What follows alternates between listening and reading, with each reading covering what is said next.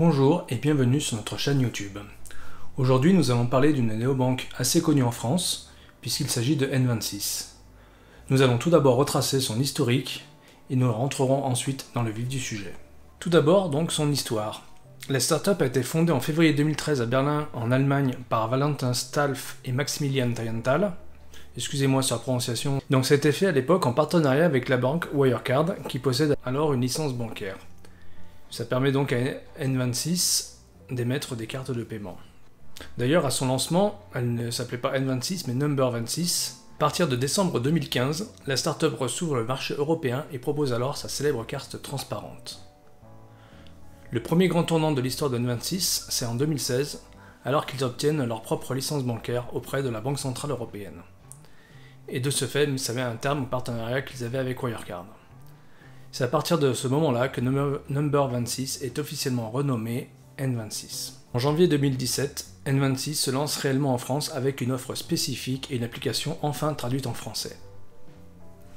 Et depuis, N26 n'a cessé de se développer à l'étranger et étoffe son offre continuellement. Aujourd'hui, N26 revendique plus de 5 millions de personnes à travers le monde, dont plus d'1 million rien qu'en France. Mais nous allons nous intéresser uniquement de ce que propose N26 en France et décortiquer un peu les services qu'il propose et ce qui les démarque de la concurrence. Je précise encore une fois que cette vidéo n'est pas sponsorisée et que je m'exprime en totale liberté. On va commencer par ce que nous propose N26 en termes d'offres. Il y a 3 offres pour particuliers, 2 offres pour les professionnels. Elles s'étalonnent de la manière suivante, une offre standard, une offre You et une offre Metal. Pour les professionnels, c'est quasiment identique, sauf qu'il n'y a pas d'offre équivalente à la Metal. Quelle que soit l'offre qu'on a pu choisir, N26 fonctionne à travers une application qui depuis longtemps fait figure de modèle dans le domaine. Elle se veut claire, intuitive, et il y a plein de petits détails qui sont vraiment sympathiques. Pour le client, l'aventure N26 commence tout d'abord par télécharger une application, et donc la création du compte passe par celle-ci. Après quelques formalités d'usage, vous pourrez alors choisir le code de votre carte et après quelques jours, vous recevrez celle-ci directement dans votre boîte aux lettres. Voici donc un petit tableau qui va récapituler l'ensemble des offres avec leurs principales différences. C'est-à-dire que les plus grosses différences se situent notamment au niveau des assurances incluses. Je vous laisserai le lien en description si vous voulez voir plus de détails. Les offres You et Metal sont soumises à un engagement de 12 mois minimum. On va s'attarder maintenant un petit peu sur ce que offre N26 en termes de fonctionnalité au sein même de son application. La première dont je vais vous parler aujourd'hui a été lancée il y a déjà un bon petit moment et ça s'appelle Espace. Espace, c'est un système qui permet de créer des sous-comptes pour mener à bien des projets par exemple, et les espaces peuvent être partagés, ce qui peut être utile pour des dépenses communes. Petite précision, les sous-comptes partagés sont uniquement réservés sur les offres payantes. L'offre de base possède des sous-comptes, mais il n'y a aucune possibilité de les partager avec d'autres personnes. Sur ces espaces, on peut aussi créer des règles permettant de faire une épargne automatique ou alors un virement automatique pour une dépense qui est commune, répétitive, comme un abonnement internet ou choses comme ça sur une colocation. Ça permet de le faire automatiquement tous les mois sans jamais se poser la question à savoir est-ce que j'ai bien mis l'argent dans l'espace. Autre fonctionnalité vraiment sympathique sur l'application N26, c'est les notifications en temps réel à chaque transaction, que vous pouvez paramétrer bien entendu si jamais ça ne vous plaît pas. Ça permet par exemple, lorsque vous utilisez votre carte, d'avoir en temps réel, une fois le paiement validé, la notification pour dire qu'une dépense d'un tel montant était faite. Après là je vais parler d'un petit détail, il s'agit de masquer l'ensemble des montants invisibles sur l'application d'un simple geste au-dessus de la caméra frontale du téléphone. Ça permet notamment de pouvoir présenter l'application N26 à des gens qu'on connaît, sans pour autant mettre à mal la confidentialité des montants qui sont sur ce compte. Une des grosses différences d'N26 par rapport à un grand nombre de néobanques, c'est qu'ils possèdent une licence d'établissement de crédit, ce qui leur ouvre comme fonctionnalité de pouvoir proposer à ses clients des crédits. Pour la France, ils s'appuient sur un partenaire qui s'appelle United Credit. Je n'ai pas encore utilisé ce service, donc je ne pourrais pas émettre d'avis là-dessus. On va parler très brièvement des virements, puisque c'est évidemment ce que proposent de base toutes les banques et néobanques. Donc évidemment, on peut faire des virements avec N26. Voilà, il n'y a rien de plus à rajouter. À savoir que pour les gens que ça intéresse, N26 est compatible avec l'instant paiement, mais uniquement en réception. Tant qu'on est sur les virements, prélèvements et co, on peut parler aussi du rechargement du compte d'une autre manière, puisque très récemment, N26 permet de recharger son compte avec une carte de débit. La première recharge est sans frais, et les suivantes coûteront 3% de frais sur le montant chargé. Cela peut paraître excessif, mais compte tenu des usages des comptes N26, ce service est plutôt un dépannage pour un rechargement d'urgence plutôt qu'une manière courante de recharger son compte. Sachant que par ce système-là, on est limité entre 20 et 150 € par recharge. Sur le même principe, vous pouvez éventuellement recharger votre compte, soit avec Apple Pay ou avec GPay. Évidemment, les mêmes règles de rechargement sont appliquées que pour le rechargement par carte. Autre truc sympa, c'est la catégorisation automatique des dépenses. Ça permet de comprendre rapidement où passe votre argent. Vous pouvez même personnaliser ce système grâce à des hashtags. Enfin, on va aussi parler de la domiciliation bancaire. N26 est une banque allemande, ça n'échappera à personne. Mais ça veut dire que vous avez un IBAN qui est domicilié en Allemagne, qui commence donc par les lettres DE pour Deutschland. Ce qui, normalement, n'a aucune incidence au quotidien, puisque c'est un compte qui est détenu en Europe.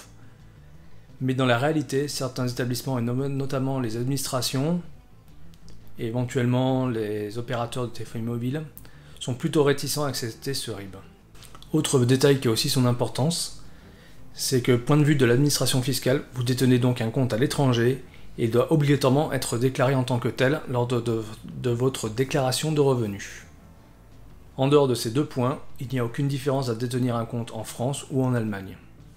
Il y a certaines rumeurs, assez persistantes, qui disent que dans un avenir proche, N26 va proposer un IBAN localisé en France. On va maintenant un petit peu parler de la carte que propose N26. Quelle que soit l'offre souscrite, vous disposez d'une carte Mastercard de type débit. Elle est donc acceptée partout dans le monde sur le réseau Mastercard. Les plafonds de la carte, vous les gérez vous-même directement sur votre application. En plus de 3 ans d'usage, je n'ai jamais eu à rencontrer le moindre problème pour payer ou retirer, que ce soit aussi bien en France qu'à l'étranger. Petit détail qui peut avoir son importance, les cartes N26 ont une durée de validité de 5 ans. Il faudra donc en prendre extrêmement soin, sous peine de devoir payer son remplacement. L'un des plus gros avantages de ce que propose N26 s'adresse surtout aux globetrotters. Puisqu'en effet avec N26, vous avez peu ou pas du tout de frais à l'étranger, aussi bien en paiement qu'en retrait, et sur les offres You et Metal, les assurances vous couvrent dans beaucoup de cas. On va maintenant faire une petite synthèse des avantages et des inconvénients de N26. Tout d'abord, pour les avantages, on pourra citer une application qui est claire et intuitive, une gestion complète de sa carte, peu ou pas du tout de frais à l'étranger, des assurances sympathiques sur les cartes You et Metal, la possibilité d'avoir une carte en métal, et vous disposez d'une vraie banque en ligne. Cependant, en inconvénient, on peut quand même citer que même si c'est une banque en ligne, on n'a pas forcément tous les services qui y sont liés. Vous avez un IBAN qui est domicilié en Allemagne.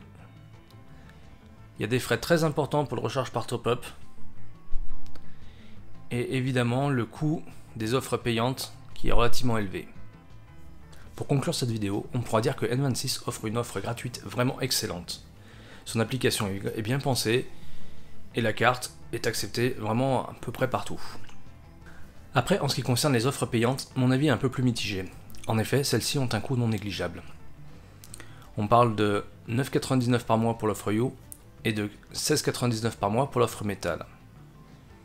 Même si les assurances couvrent beaucoup de choses, je ne suis pas sûr qu'un tel tarif soit réellement justifié. Il faut tout de même souligner que malgré un tel tarif, l'offre reste quand même compétitive face à des banques traditionnelles, mais un peu moins par rapport à leur concurrence sur des banques en ligne. Autre point à bien prendre en compte, c'est la domiciliation de l'IBAN en Allemagne, puisque malgré la législation européenne, certains établissements ne le prennent pas, notamment les opérateurs de téléphonie mobile ou encore l'administration française. Donc si l'offre vous intéresse, c'est vraiment un point à regarder si vous voulez en faire votre compte principal. Je vous remercie d'avoir regardé cette vidéo, et maintenant je vous laisse regarder l'interview que j'ai réalisée avec Jérémy Rosselli. Bon déjà, merci Jérémy de consacrer un petit peu de temps. Donc tout d'abord, je vais te laisser te présenter, et puis ainsi que ton rôle chez N26. Je suis Jérémy Rosselli, je suis le directeur général de N26 en France, en Belgique et au Luxembourg. D'accord. Et tiens, présente-nous un petit peu N26 en France, en termes de nombre de comptes, de clients actifs, le ratio sur les offres gratuites et payantes, etc. Quoi. Ce que tu peux nous dire de non confidentiel. C'est toujours le jeu. Aujourd'hui, on a déjà dépassé la barre des 1,4 million de clients en France. Donc seulement 3 ans après son lancement, c'est déjà quelque chose qui est assez exceptionnel et on voit vraiment l'attrait des clients vers N26. Après, ce qui est intéressant de voir d'ailleurs, on raisonne même plus en tant qu'actif par actif parce que ce qu'on voit et ce que tu as dû même expérimenter toi-même et que la plupart des clients font, c'est qu'au début, ils essayent et puis très rapidement, en fait, ça devient leur compte de tous les jours, leur banque du quotidien. Donc, nous, ce qui nous intéresse, c'est plutôt quel est le nombre de transactions et quelle est leur fréquence d'utilisation. Pour vous donner, enfin, te donner un ordre de grandeur, en moyenne, les gens utilisent N26 et font à peu près 1 000 € de volume de transactions par mois. Donc ça, je pense que c'est intéressant juste pour comprendre un peu l'utilisation que les clients ont d'N26. Ensuite, on ne communique pas sur le nombre de clients premium, mais c'est un nombre qui est assez élevé. Et d'ailleurs, j'ai même une anecdote là-dessus. Il y a même un moment, on avait du mal à fabriquer assez rapidement les cartes en métal. Donc c'est plutôt un très bon signe et un problème qu'on était heureux d'avoir à ce moment-là. Ouais, c'est vrai que du coup, les cartes en métal, c'est un truc qui est caractéristique des néobanques, puisque il y a pas, enfin, à ma connaissance, les ventes traditionnelles n'en proposent pas des cartes en métal. Alors, je connais pas C'est tout le assez marché. marrant. J'ai pas fait encore tout, je connais pas Non, toutes mais les offres, mais je pense qu'on fait partie des seuls à être capable de pouvoir le proposer à nos clients. donc après, vous avez des concurrents qui en proposent aussi, mais c'est vrai que pour l'instant, c'est un marché qui est assez réduit. C'est vrai que pour avoir une carte métal, pour en avoir une dans les mains d'un autre client N26, Ouais, elle, j'en ai toujours une à portée de main, donc ça, c'est cool. elle est lourde hein, quand même. Bon, du coup, est-ce que vous avez prévu N26 au niveau de l'application d'intégrer des cartes virtuelles? Parce que c'est un truc qui est assez sympa sur niveau sécurité, etc. Alors oui, non. Est-ce qu'on pourrait le faire? Oui. Est-ce qu'on a envie de le faire juste en tant que carte virtuelle? Pas nécessairement pour le moment. Néanmoins, il y a déjà des choses qu'on a déjà intégrées en fait. Ce qu'on a lancé par exemple il y a quelques semaines, je pense qu'il y a 2 semaines, où il y a une fonctionnalité maintenant, lorsque tu ouvres ton compte chez N26, tu peux directement rajouter par exemple ta carte dans Apple Pay ou dans Google Pay. Mm. Donc ça, c'est un peu les mêmes principes qui marchent. Et pareil, même par exemple, lorsque tu perds ta carte, tu peux tout de suite réavoir ta carte pour payer avec ton téléphone mobile. Donc on a déjà une partie de la fonctionnalité qui est là. Après, aujourd'hui, c'est un choix de notre côté de ne pas nécessairement proposer des cartes virtuelles pour les clients. On est capable de le faire, mais c'est un choix de notre part. D'accord. Et comme N26 est quand même pas mal axé pour les gens qui voyagent, notamment sur ces offres premium, est-ce que vous envisagez éventuellement de faire à l'instar de ce que propose Revolut, des comptes en multidevises, et éventuellement la gestion des crypto-monnaies? Alors, ce qu'il faut comprendre, c'est qu'il y a plusieurs. D'abord, il y a deux questions différentes. Mm. La question des crypto-monnaies, en général, c'est des choses qui ne sont pas réglementées. Aujourd'hui, même en tant que banque, c'est des sujets sur lesquels on n'a pas nécessairement envie d'aller. D'ailleurs, c'est très peu demandé. En fait, on en parle beaucoup. Mais quand on parle réellement aux clients, c'est des demandes qui sont extrêmement limitées. Ensuite, ce qu'il faut comprendre aussi, c'est comment c'est fait. La plupart des acteurs, finalement, ils proposent même pas des crypto-monnaies, ils proposent simplement une exposition aux crypto-monnaies. Donc finalement, d'un point de vue client, vous ne pouvez pas acheter un bitcoin et l'envoyer à quelqu'un. Vous achetez juste l'exposition et vous payez des frais de transaction finalement à cet acteur. Donc ça, Mm. c'est un sujet sur lequel on n'est pas. Après, la deuxième partie, c'est la partie plus multidevise. En fait, lorsqu'on discute avec nos clients de manière générale, pourquoi ils viennent chez N26 et ce que les gens attendent, c'est simplement de la simplicité en fait. Ils ne veulent pas nécessairement avoir à se poser la question de quel taux, ils veulent juste pouvoir se dire je suis sûr d'avoir le meilleur taux. Et c'est pour ça d'ailleurs chez N26, vous avez accès au taux Mastercard. Vous n'avez même pas Mm. besoin de vous poser la question, c'est extrêmement transparent. tous les clients qui ont essayé de comparer diverses offres, que ce soit avec des néobanques ou des banques traditionnelles, systématiquement, ils ont eu une meilleure offre avec ce qui était proposé chez N26. Donc là-dessus, c'est vraiment une question de simplicité d'un point de vue des utilisateurs. S'il y avait une demande, on pourrait regarder, mais aujourd'hui, on n'a pas la demande de nos clients. D'accord. Ouais. Non, c'est comme vous êtes souvent comparé, enfin, nous au niveau de l'asso, vous êtes souvent comparé avec Revolut. Donc c'est pour ça, comme c'est des fonctions qui divergent un peu entre les deux, c'était surtout pour voir un petit peu de ce côté-là. Ensuite, ça c'est vraiment purement technique. Vous avez une carte enfin toutes vos cartes, même les premium, sont badgées débit. Est-ce que c'est envisagé et légalement possible aussi de votre côté d'émettre des cartes badgées crédit, comme peut le faire Nickel par exemple? Eux, ils ont une carte badgée crédit, ce qui facilite notamment la location des véhicules, les choses comme ça. Alors oui, si on voulait, on pourrait faire des cartes badgées crédit, parce qu'on a un établissement de crédit. N26, c'est une banque, donc si vous Mm. voulez, on pourrait être capable de le faire. Aujourd'hui, ce qu'on voit dans l'usage, dans la vie de tous les jours, la réalité, c'est que la partie crédit, donc il y a carte badgée crédit, c'est une spécificité relativement française dans les cartes du quotidien.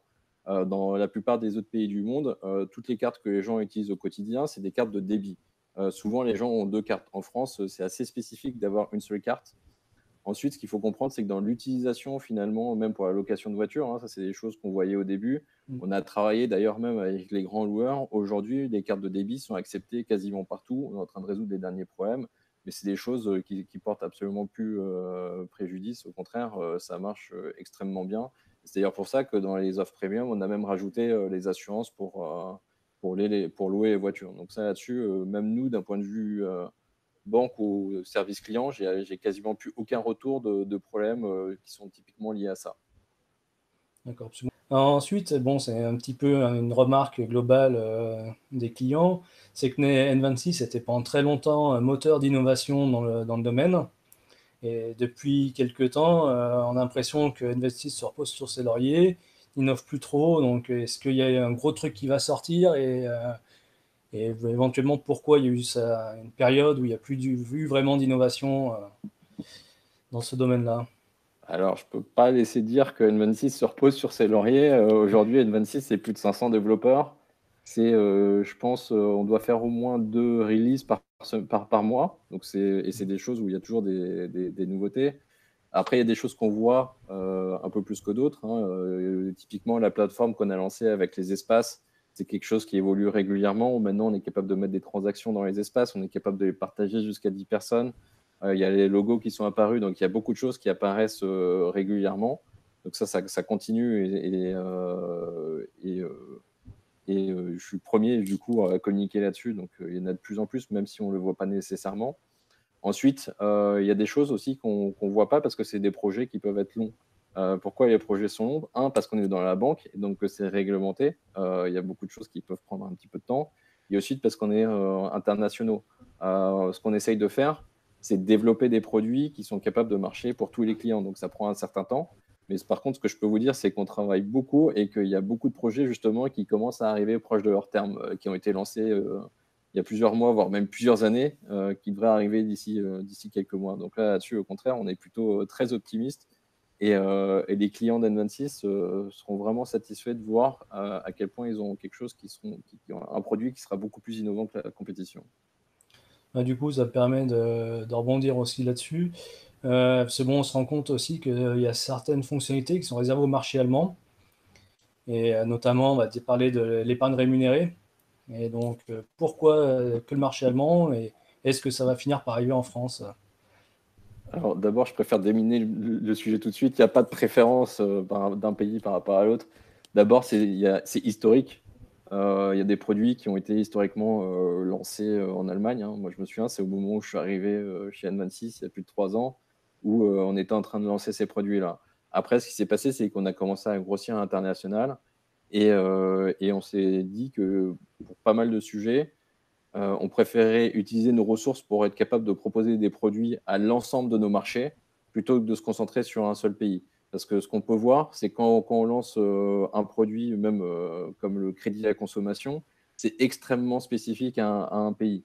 Donc nous, ce qu'on préfère faire aujourd'hui, parce qu'on n'a pas non plus des ressources illimitées, c'est plutôt d'être capable d'optimiser nos ressources, et notamment donc, toute la partie de développement, pour pouvoir développer des produits qui peuvent être pertinents pour l'ensemble des pays dans lesquels nous sommes présents. N26 Espace, c'est un de ces exemples. La fonctionnalité dont je te parlais un petit peu plus tôt, où on est capable, par exemple, de laisser le client utiliser sa carte avant même qu'il ait reçu, c'est aussi ce type de fonctionnalité finalement qui permettent de bénéficier à l'ensemble de nos clients et pas seulement à un marché. Cela étant dit, aujourd'hui, on a déjà maintenant une équipe qui est dédiée spécifiquement à l'Europe et développer des produits locaux. Donc ça aussi, il y a un véritable progrès là-dessus. Néanmoins, ça prend un petit peu de temps. On reste dans la banque. Les spécificités sont extrêmement locales. Et ce n'est pas simplement juste prendre le produit et le mettre dans un autre pays. Je suis bien placé pour parler, par exemple, sur le crédit à la consommation.